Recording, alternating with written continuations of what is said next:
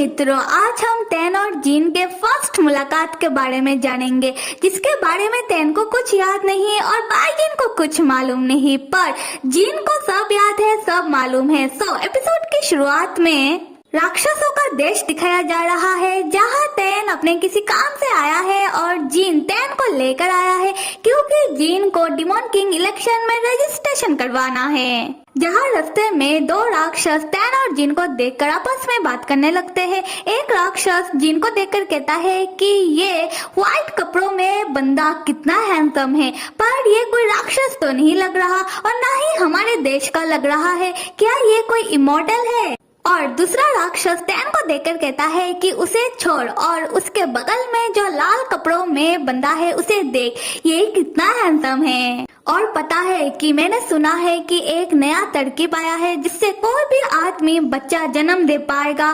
काश मैं इससे अपना बच्चा जन्म दिलवा पाता। तब टैन और जीन उन दो राक्षसों का बातें सुन लेते हैं और जीन को इतना ज्यादा गुस्सा आता है कि वो जाकर उस दूसरे राक्षस का गला पकड़ के कहने लगता है कि क्या कहा बे तूने, तुझको किससे अपना बच्चा जन्म दिलवाना है? तब वो दूसरा राक्षस जीन से डर जाता है और डरते डरते कहता है कि मैं तो बस मजाक कर रहा था और आप इतना सीरियस क्यों हो रहे हो? टैन पीछे से कहता है कि जीन छोड़ो उसे।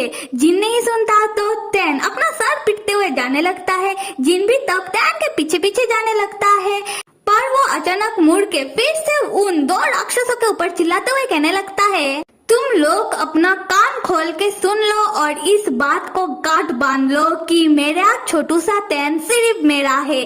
अगर तुम अपना नजर मेरे टैन के ऊपर उठाकर देखोगे तो मैं तुम्हारा आंखें निकाल कर गोटियां खेलूंगा, गोटियां। तब वो दूसरा राक्षस कहता है कि हमारा कहाँ इतना हिम्मत। खैर फिर जीन टैन से पूछने लगता है कि टैन बताओ ना, डिमॉन किंग इलेक्शन के लिए रजिस्ट्रेशन कहाँ करते हैं? पर टैन कुछ जवाब ना देकर ही वो आगे जाने लगता है। फिर जीन उन दो राक्षसों से पूछने लगता है कि हे राक्षस भाई साहब कही के इधर आओ और बताओ कि क्या तुम लोगों को पता है डिमॉन किंग इलेक्शन के लिए रजिस्ट्रेशन कहाँ करते हैं? वो दो राक्षस कहते हैं कि उन्हें पता है और वो जीन को राक्षसों के एल्डर्स हॉल के बारे में बताते हैं। तब टैन सोचता है कि कोई फायदा नहीं, क्योंकि डिमॉन किंग इलेक्शन का रजिस्ट्रेशन बहुत पहले ही हो चुका है, पर मैं इस दिमाग से हिले हुए आदमी को ये बात नहीं समझा पाऊंगा। कुछ देर बाद दिखाया जाता है कि जीन टैन को लेकर राक्षसों के एल्डर्स के हॉल जा पहुंचता है। तब टैन जीन को बहाना मारते हुए कहता है कि जीन सुनो मेरी बात, एल्डर्स लोग बहुत बिजी रहते हैं तो उन लोगों को हम जैसे लोगों के साथ मिलने के लिए वक्त नहीं होगा, तो चलो हम वापस चलते हैं। जीन कहता है नहीं, और सिर्फ इतनी सी बात, रुको मैं अभी ही उन लोगों को हम लोगों से मिलने के लिए मजबूर करता हूँ। उसके बाद जीन अपने शक्तियों से एल्डर्स हॉल में एक छोटा सा धमाका कर देता है, जिससे एक एल्डर्स हॉल से बाहर निकल के आता है। वो भी बहुत गुस्से में और कहने लगता है कि किसकी इतनी हिम्मत कि हमारे ऊपर हमला कर दे। जीन तब अकड़ के साथ उस राक्षसों के एल्डर्स से कहता है कि मैंने आप लोगों के ऊपर हमला नहीं किया, ये तो सिर्फ मैंने आपसे मिलने के लिए किया है। मुझे भगवान ने आप लोगों को बचाने के लिए भेजा है। मैं बहुत जल्दी डिमॉन किंग बनने वाला हूँ, तो मेरे सामने झुको और मेरा स्वागत करो। तब हम टैन को देखते हैं जो अपना सर पीटते हुए सोच रहा था कि हे भगवान, ये कौन सा दिन दिखा रहे हो, इस पागल का कुछ करो बेवकूफ जीन के ही के। खैर आते हैं राक्षसों के एल्डर्स की तरफ, जिन्हें जीन के ऊपर गुस्सा आ जाता है और वो जीन से कहने लगते हैं कि ये क्या बकवास किए जा रहे हो तुम, क्या तुम्हें मरना है? टैन तब डर जाता है और राक्षसों के एल्डर्स से कहने लगता है कि एल्डर्स इसे माफ कर दो, एक्चुअली इसने अपना याददाश्त खो दिया है और ये बेचारा बीमार है, तो इसे समझ नहीं आ रहा कि हो क्या रहा है और इसे लग रहा है कि यहाँ कोई मूवी चल रहा है और ये खुद को मूवी का हीरो समझ रहा है, तो इसी कारण ये बकवास के ऊपर बकवास किए जा रहा है। आप इसे कुछ मत करना, आप सिर्फ मुझे कुछ वक्त दो तो मैं इसे समझा बुझा कर यहाँ से लेकर चलता हूँ। फिर टैन सोचने लगता है कि मुझे जल्दी से कुछ करना होगा। अगर एल्डर्स को ज्यादा गुस्सा आ गया और उन्होंने मुझे डिमॉन किंग इलेक्शन से बाहर निकाल दिया तो नहीं, ऐसा मैं नहीं होने दे सकता। खैर जीन तब टैन तैन से कहने लगता है कि मेरे छोटू से तैन, तुम इस बुराऊ एल्डर से इतना डर क्यों रहे हो? क्या ये तुम्हें परेशान करता है? तो क्या मैं इसे मार दूं? तैन गुस्से में जिन से कहता है कि जिन, क्या तुम थोड़ी देर चुप रहोगे? तब हम एल्डर्स को देखते हैं जो जिन के बातों से उसके ऊपर भड़क जाते हैं और वो हवा में उड़ते हुए अपना शक्तियां इस्तेमाल करते हुए जिन से कहते हैं कि हे लड़के, मुझे लगता है कि तुम्हें सबक सिखाना पड़ेगा। जिन कहता है कि क्या आपको मुझसे लड़ाई करना है? और वो भी हवा में उड़ते हुए अपना शक्तियां एल्डर्स के ऊपर इस्तेमाल करते हुए वो एल्डर्स के ऊपर हमला कर देता है और एल्डर्स जिन के ऊपर। जिन तब तैन से कहता है, मेरे छोटू से तैन, तुम फिक्र मत करो, अगर तुम्हें डिमॉन किंग बनना है तो मैं तुम्हें राक्षसों का महल लेकर दूंगा। तैन परेशान होकर जिन के ऊपर चिल्लाते हुए कहता है कि जिन, जल्दी से इधर आओ। पर जिन नहीं सुनता और एल्डर्स तब तैन के ऊपर हमला कर देते हैं और जिन तैन को बचाने के लिए वो तैन के सामने आ जाता है और तैन के ऊपर क्या क्या हमला अपने ऊपर ले लेता है, जिससे जिन के मुंह से खून निकलने लगता है, जिसको देखकर तैन घबरा कर पूछता है कि जिन, क्या तुम ठीक हो? पर जिन, जिसे अभी भी लड़ाई करना है, वो तैन से कहता है कि हाँ मैं ठीक हूँ, मैं अभी भी इस बुराऊ एल्डर से लड़ाई कर सकता हूँ। तैन गुस्से में जिन से कहता है कि बिल्कुल नहीं। तब तैन समझ जाता है कि जिन के ऊपर गुस्सा करने का कोई फायदा नहीं, अगर उसे समझाना है तो प्यार से समझाना होगा। फिर तैन प्यार से जिन से कहता है कि जिन, सुनो मेरी बात, जब मैं डिमॉन किंग बन जाऊंगा तब मैं इन लोगों को तुम्हारे लिए बांध कर रख दूंगा, फिर तुम्हें जितना मारना पीटना है इन लोगों को तुम मारते पीटते रहना, पर अभी कुछ मत करना। जिन भी तब समझ जाता है और तैन से कहता है कि ठीक है। उसके बाद तैन अपना शक्तियां इस्तेमाल करके एल्डर्स हॉल के बाहर एल्डर के सामने धुआं धुआं कर देता है और जिन को लेकर उधर से भाग जाता है। तब एल्डर्स धुएं को देखकर चीर कर कहने लगते हैं कि तुम लोग यहाँ से भाग कर नहीं जा पाओगे। उसी वक्त एक दूसरा एल्डर्स आकर उन्हें रोकते हुए कहता है कि फोर्थ एल्डर्स आप रुक जाइए, उनके पीछे जाने का कोई फायदा नहीं। और मुझे आपको एक जरूरी खबर देना है, सेकेंड एल्डर्स वापस आ गए और फर्स्ट एल्डर्स ने सबको बुलाया है जिससे वो डिमॉन किंग इलेक्शन के बारे में डिस्कस कर सके। तब फोर्थ एल्डर चौंककर कहते हैं कि क्या सेकंड एल्डर्स वापस आ गए और वो अचानक अभी डिमॉन किंग इलेक्शन में इतना इंटरेस्ट क्यों शो कर रहे हैं? पहले तो उन्हें कोई मतलब नहीं था डिमॉन किंग इलेक्शन से और वो तो खुद को एल्डर्स भी नहीं समझते, वो तो राक्षस कल्टीवेटर की किसी भी काम में अपना कोई भी योगदान भी नहीं देते, तो अचानक ये बदलाव कैसे? तब वो दूसरा एल्डर्स कहता है कि ये तो मुझे नहीं पता, पर मुझे ऐसा एहसास हो रहा है कि इस बार का डिमॉन किंग इलेक्शन में कुछ धमाका जरूर होने वाला है और साथ में मैंने सुना है कि कुछ छुपी हुई मिस्टीरियस फोर्स अभी से एक्टिव हो चुकी है। यहाँ पर सेकेंड एल्डर्स के बारे में बात हो रहा है, तो कौन है ये सेकेंड एल्डर? ये तो हमें आगे ही पता लग सकता है। अभी आ जाते हैं स्टोरी में। यहाँ से होता है सीन शिफ्ट। अगले सीन में बाजिन का घर दिखाया जा रहा है, जहाँ घर के बैकयार्ड में तैन और जिन थक कर लेटे हुए थे। जिन तैन से कहता है, छोटू से तैन, अभी जो मैं घायल हुआ था तो तुम मेरा फिक्र कर रहे थे ना? तैन कहता है, बकवास, बिल्कुल नहीं, मैं तुम्हारा फिक्र क्यों करूं? मैं तो बाइजिन की बॉडी का फिक्र कर रहा था कि बाइजिन की बॉडी को कुछ ना हो जाए। फिर तैन कहने लग जाता है कि 5 साल पहले हम दोनों के बीच क्या हुआ होगा और आज अंकल फैन और मेरे बीच इतना बड़ा लड़ाई हो गया, फिर भी मेरे मास्टर होंग और तुम्हारे अंकल फैन ने हम लोगों को उस समय के बारे में ठीक से कुछ नहीं बताया। लगता है कि मैं तुम लोगों की किसी बिछाए हुए जाल में फंस गया। जिन तब स्माइल करते हुए और तैन का हाथ पकड़ के कहता है कि तैन, ये तुम कौन सी जाल में फंसने का बात कर रहे हो? तुम किसी जाल में तब नहीं फंसे थे, बल्कि तुम मेरे प्यार में फंस गए थे। तुम तो मेरे हैंडसम से शक्ल और मेरे ऊपर दीवाना हो गए थे, पर उसके बाद तुमने मेरे साथ रहने से मना क्यों कर दिया? टैन तब अपना हाथ एक झटके से हटा लेता है और जिन से कहता है कि तुम मुझे छूना बंद करो। उसके बाद टैन चौंक कर कहता है कि एक सेकेंड, क्या कहा तुमने? क्या तुम्हें पता है कि 5 साल पहले हम दोनों के बीच क्या हुआ था? जीन कहता है हाँ बिल्कुल, मुझे पता नहीं होगा तो किसको पता होगा? टैन कहता है कि तो फिर तुम जल्दी से बताओ कि 5 साल पहले क्या हुआ था, क्योंकि मुझे तो कुछ याद नहीं।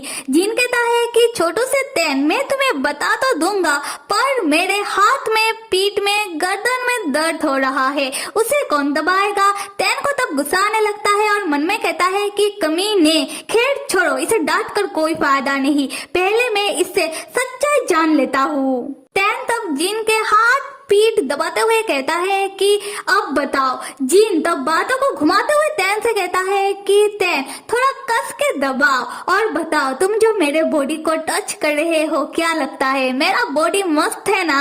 टैन तब भड़क जाता है और गुस्से में जीन के सर में मार कर बैलून बनाते हुए कहता है कि जीन, बातों को मत घुमाओ, जो बताने के लिए कहा वो बताओ। उसके बाद टैन अपना दोनों पैर जीन के ऊपर रखकर कहता है कि जीन उसका पैर दबाए और 5 साल पहले उन दोनों की कहानी टैन को बताए। तब हम जीन को देखते हैं जो टैन के पैरों को दबाते हुए टैन से कहता है कि छोटू से टैन, ये 5 साल पहले की बात है, तब मैं बंद रहता था और आइसोलेटेड ट्रेनिंग करता था। उस समय एक दिन तुम कहां से आसमान से टपक गए थे और मेरी बाहों में आकर गिर गए। और आगे की कहानी जानने के लिए हमें जाना होगा फ्लैशबैक में। तो कहानी शुरू होती है 5 साल पहले, जब बाई जीन अक्सर ही स्पिरिट फोर्स डिवीजन में चला जाता था और उसके अंदर का जीन बाहर आकर उधम मचाता था।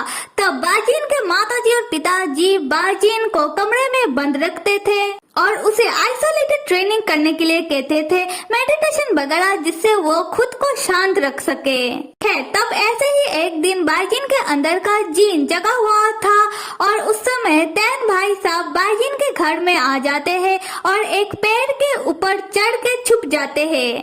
तब हम कुछ न्याय के कल्टीवेटर को देखते हैं जो टैन को ही ढूंढ रहा था। कह रहा था कि किसी ने एक राक्षस कल्टीवेटर को हमारे यहाँ छुप कर आता हुआ देखा है, चलो उसे पकड़ते हैं। दूसरा कहता है कि थोड़ा धीरे बात करो क्योंकि हमारा एल्डर डिसिप्लिन यहाँ ही ट्रेनिंग कर रहा है, उसे डिस्टर्ब न हो जाए। टैन तब छुपकर सोचने लगता है कि मुझे तो मास्टर ने कहा था कि मैं यहाँ आओ, तो कहाँ मिलेंगे मुझे मास्टर? मास्टर आप कहाँ हो? टैन तब इधर उधर देखने लगता है। उसी वक्त उसका नजर पैर के ठीक सामने एक कमरे के अंदर पड़ता है जहाँ बाय जीन मतलब जीन कैद था और वो अपना आइसोलेटेड ट्रेनिंग कर रहा था। टैन जीन को देखकर सोचने लगता है कि ये आदमी कौन है, क्या इसने मुझे सुन तो नहीं लिया या फिर मुझे देख तो नहीं लिया।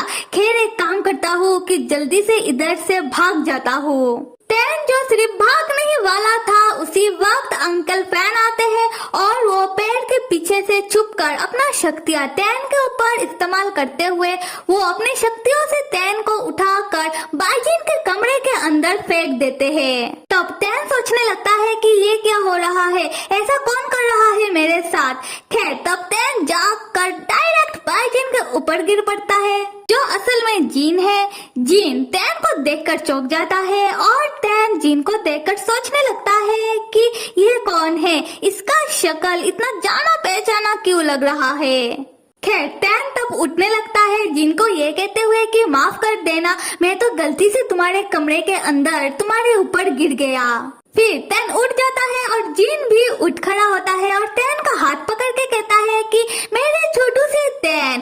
टैन चौंक कर कहता है कि क्या छोटू सा टैन? मैं कोई छोटू मोटू सा टैन नहीं, मैं सिर्फ टैन हूँ। यहाँ पर हम प्रेजेंट में आते हैं जहाँ टैन जीन से पूछता है कि जीन एक सेकेंड ये बताओ कि क्या तुम मुझे पहले से जानते हो, और अगर कोई तुम्हारे ऊपर गिर जाए और तुम उसे जानते तक नहीं तो क्या तुम ऐसे ही हर किसी का हाथ पकड़ लेते थे? मुझे लग रहा है कि तुम कुछ तो झूठ कह रहे हो। जीन कहता है ऐसी बात नहीं है छोटू से टैन, असल में उस समय जब मैंने तुम्हें पहली बार देखा तब मुझे ऐसा लगा कि मैं तुम्हें बहुत पहले पहले से ही जानता हूँ, हमारा कोई पहले से ही नाता है। और ऐसा नहीं है कि उस समय मैंने तुम्हें कोई और समझ लिया, मतलब ऐसा नहीं है ना। टैन कहता है खैर जो भी हो ठीक है, कहानी को तुम चालू रखो। तो हम भी आ जाते हैं अभी फिर से फ्लैशबैक में, जहां हम देखते हैं कि जिन ने टैन को जमीन पर गिराकर टैन को पर चढ़कर कहता है कि डार्लिंग तुमने मेरी शांति को, मेरे मेडिटेशन को भंग कर दिया, अभी तुम्हें इसका भुगतान मुझे करना होगा। टैन कहता है कि तुम कुछ भी कहोगे और मैं मान जाऊंगा।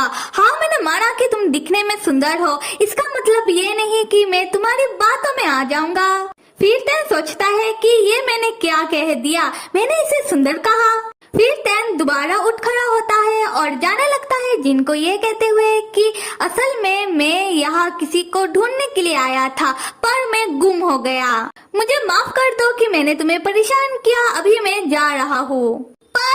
पर टैन जब जाने लगता है जिन तब अपनी शक्तियों से टैन को वही फ्रीज कर देता है। टैन तब चौंककर सोचने लगता है कि ये क्या हुआ, मैं हिल क्यों नहीं पा रहा। जिन तब टैन के पास आ जाता है और स्माइल करते हुए पीछे से टैन को टाइटली पकड़ के कहता है तुम किसे ढूंढ रहे थे, देखो यहाँ मेरे अलावा तुम्हें और कोई नहीं मिलेगा, मुझे लगता है कि तुम मुझे ही ढूंढ रहे थे। टैन तब चौंक जाता है और सोचने लगता है कि ये कितना बेशरम आदमी है, मुझे पता नहीं था कि मुझे यहाँ इस जैसा कोई मिलेगा। उसके बाद जिन बताता है कि टैन जिन के प्यार में पड़ गया और टैन ने जिन को अपने बाहों में भर लिया और टैन ने जिन के साथ वो सब किया। और यहाँ पर हम फ्लैशबैक से आते हैं बाहर, जहाँ टैन जिन की और उसकी 5 साल पहले की कहानी सुनकर कहता है कि जिन मैं तुम्हारी बाकी बातें मान भी लूं पर यह बात तुम्हारा मैं नहीं मानूंगा, क्योंकि ऐसा नहीं हो सकता, क्योंकि मैं तुमसे ज्यादा हैंडसम हूँ, ज्यादा अट्रैक्टिव हूँ। टैन कहता है कि इसका मतलब वो जिन ही है जो टैन के प्यार में पड़ा था और वो जिन ही था जिसने उस समय टैन के साथ वो सब किया था। मेरे प्यारे मित्रों, आज का एपिसोड देखकर मुझे ऐसा लग रहा है कि शायद टैन और जिन पहले एक दूसरे को पसंद किया करते थे। आपको क्या लगता है कमेंट करके जरूर बताना। मिलते हैं आने वाले एपिसोड में, तब तक आप सब लाइक, सब्सक्राइब और कमेंट करना तो बिल्कुल भी मत भूलिएगा। Till then stay with me and see you.